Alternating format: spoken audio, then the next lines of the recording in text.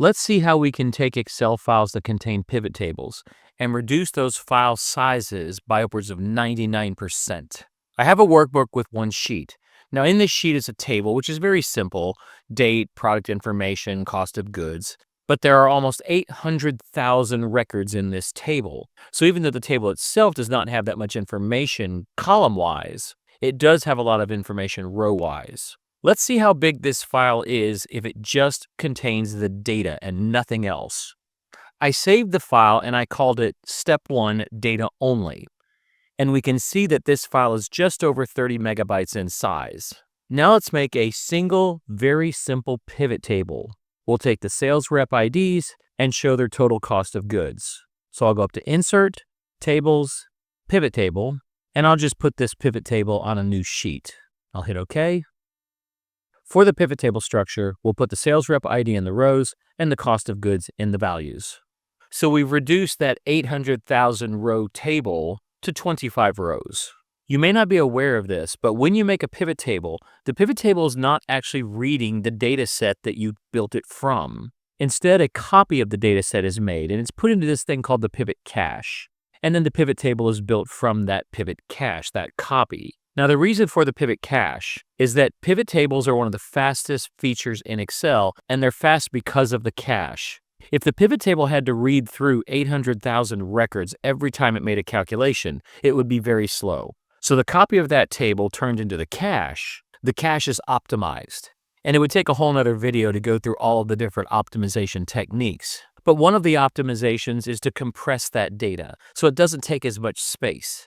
But if the original data and the cache are stored in the same Excel file, then you're going to have 100% of the size of the original data plus the added size of the cache, the compressed version of the copy. So let's save this version of the file and see how its size compares to the version with just the data.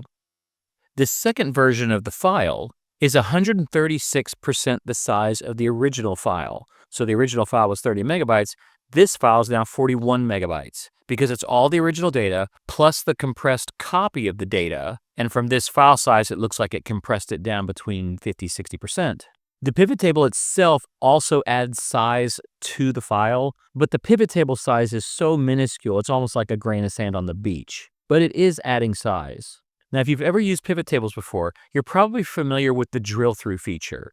And I could say something like, for sales rep number 10, how did you get this $26,000 in cost of goods? And I could double-click on that number, and it will go into the file and essentially create a filtered version of that data set. It's like it goes to the data, filters it for sales rep 10, and then copies the result into a new sheet. But you're not going back to the original data set to do that filter copying. You're going into the pivot cache. So this is not reading the original data. It's reading from the compressed version of the copy of the data. Now I'm going to go ahead and delete that sheet. Well, if I can click on any one of these numbers and get all of the rows associated with that sales rep, what's to stop me from double-clicking on the total row and getting every record out of the cache? Well, if I double-click it, that is exactly what's going to happen. So all of the information was brought out of the cache. Now, I did lose my formatting, but that's easily reapplied. Well, if I can bring all of the records from the cache at any time I wish, let's right-click and delete this drill-through sheet. Well, who's to say that I actually need to keep a hold of the original data set? If this is just raw data and doesn't have any fancy formulas in it, I can actually throw this sheet away and regenerate it anytime I need it. So I'll take this sheet, right-click, delete. Now it looks like the only thing I have left is the pivot table, but the pivot cache is behind the scenes, that compressed copy of all the original data.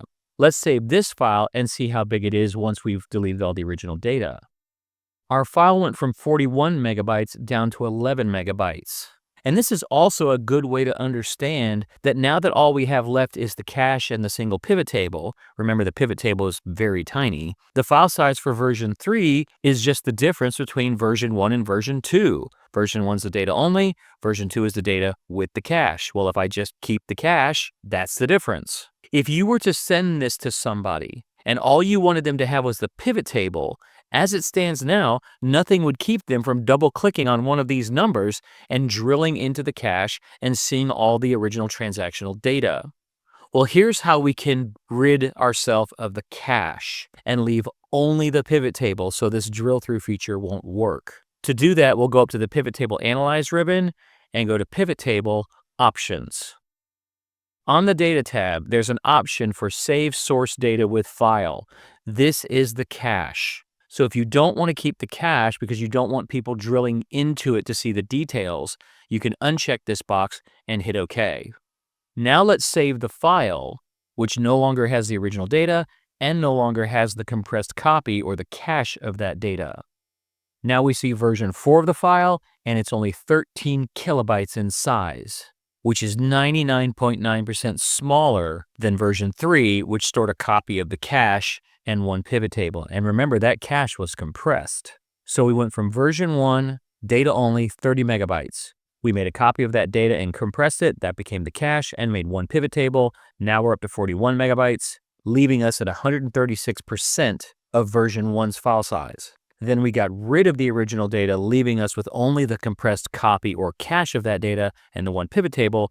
That dropped us down to 11 megabytes. That's a 73% reduction in file size from version 2. Then we got rid of the cache, leaving the pivot table only, taking us down to 13 kilobytes, which is 99.9% smaller than the file size of version 3. This is the version that you could then send to a vendor or your colleague or whomever, and they would have no ability to double-click on one of the values and drill into the underlying cache to see the details of the data. So you're not only getting a much smaller file size, but you're also getting security. So have you seen this technique before for reducing the file size of files that contain pivot tables? Or for creating greater security with your files that do contain pivot tables? Let me know in the comments what you think about this. Can you use it?